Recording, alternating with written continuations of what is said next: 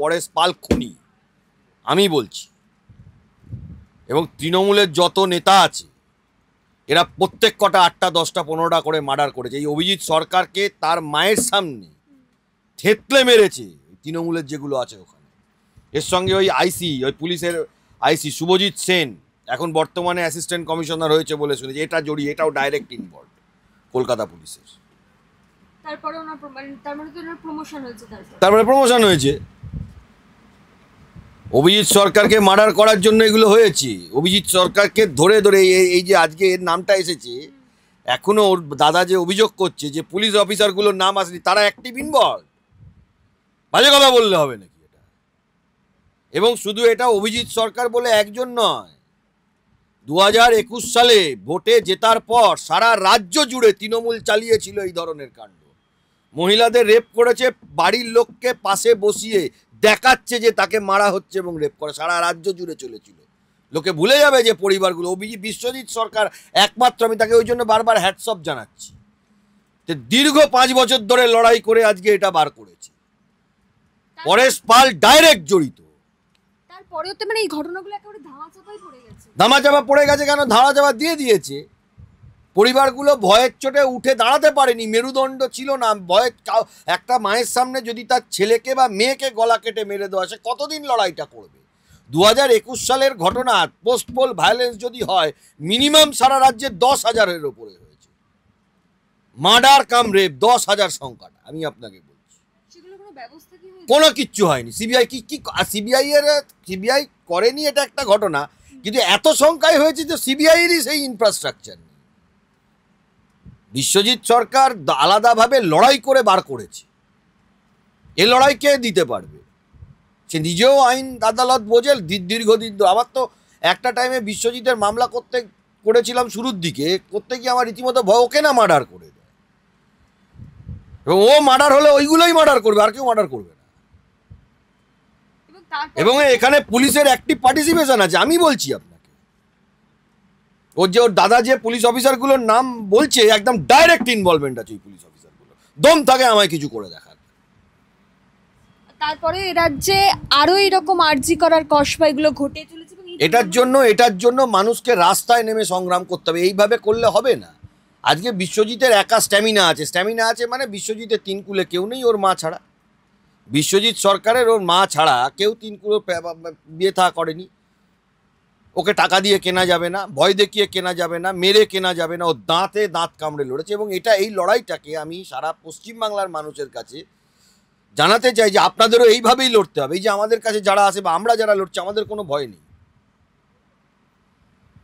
কোনো ভয় নেই আমাদের। এই ভোট পরবর্তী হিংসা পশ্চিমবঙ্গ ছাড়া এই পরিমাণে কার কোনো রাজ্যে হয়? সারা পৃথিবীতে কোথাও হয় না।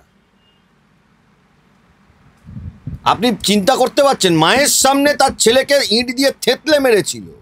এবং সে মার্ডারটা বড় কথা না, তার মাকে দেখাচ্ছে যে তোমার ছেলেকে মারা হচ্ছে এইভাবে। This was the torture by Trinamool. এইটা ছিল তৃণমূলের টর্চার। এবং বিশ্বজিৎ সরকারকে আমি হ্যাটস অফ জানি। এখানে দুজনের ভূমিকা, একটা কলকাতা হাইকোর্ট, একটা বিশ্বজিৎ সরকার। আর যেসব আইনজীবীরা লড়াই করেছেন, প্রচুর আইনজীবী লড়েছেন ওর জন্য, প্রচুর আইনজীবী লড়াই করেছেন।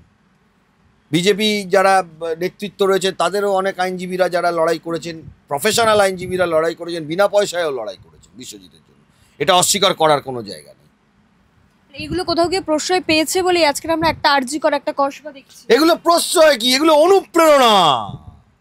এগুলো মমতা ব্যানার্জির অনুপ্রেরণা।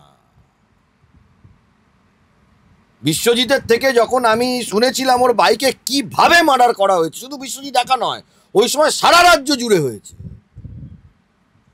দার্জিলিং থেকে আর এই আপনার পর্যন্ত, সুন্দরবন পর্যন্ত, ওদিকে পুরুলিয়া থেকে আর প্রতিটা এলাকায়, প্রতিটা গ্রামে করেছে। এগুলো ভুলে যাওয়ার নয় তৃণমূল যে অপরাধ করেছে। আমি যে ধরনের কথা বলছি, আমি সত্যিটা জেনে বলছি, কোনো মিথ্যে কথা নয়। তারপরেও গোটা শহর কলকাতায় বাংলা নিজের মেয়েকেই চাই পোস্টার আমরা দেখি। দেখুন, মানুষের এখানে বাঙালিদের স্মৃতি খুব কম। আমি রাজনীতি করি না, তাই অনেক কথা বলে দিতে পারি।